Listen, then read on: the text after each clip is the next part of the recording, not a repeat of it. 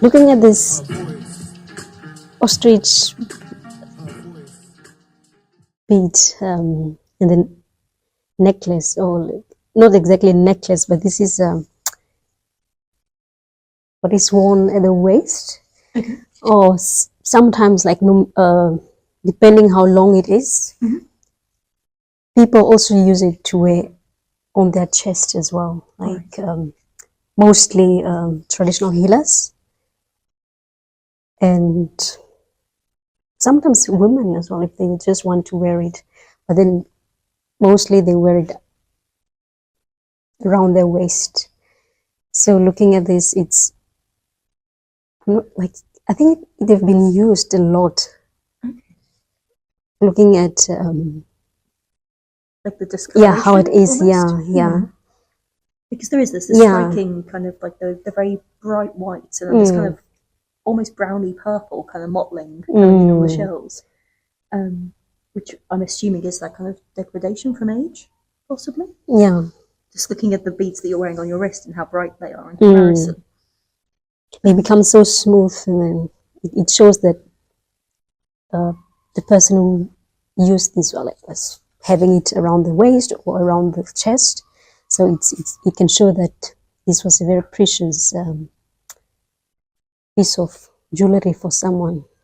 You can always see those invisible hands kind of hammering it over time again and again. Yeah. It's beautiful. And then I think it's also made from leather. It looks very kind of hidey, doesn't it? Yeah, leather. So like now we don't know exactly from which animal, but one can see that it's all natural materials that was used here. So here it looks like there's almost like a join. Is this that the kind of material kind of loops around on itself a bit here? Is that so that it hangs in a particular way? Or? Well, looking at this area, usually this is how they tie it all together, and then they roll it into layers, and then they tie it around the waist. And then nowadays, what they use is normal beads, these modern beads. Like almost like a plastic. Yes, bead. and then they put it around the waist, or also the same on the chest. So would pieces like this be inherited? Would they be passed down between family members, or would they be very unique to one individual? Kind of have that, and it would only be theirs, or would this be the kind of thing that like a grandmother or grandfather would kind of give to children? Well, it depends on different groups and different families as well. So if the grandmother wore this, she can give it over to a granddaughter or to her daughter as well, like if she passed away. But then sometimes in some families they would bury it with the owner as well. So they sometimes don't give it over, but then if it was really important to that person, they bury it with the person as well. So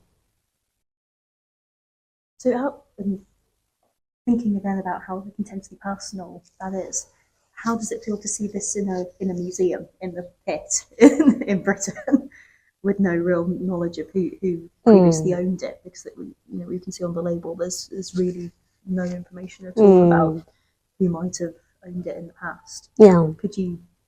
Do you have a sense of who might have worn it, or mostly women?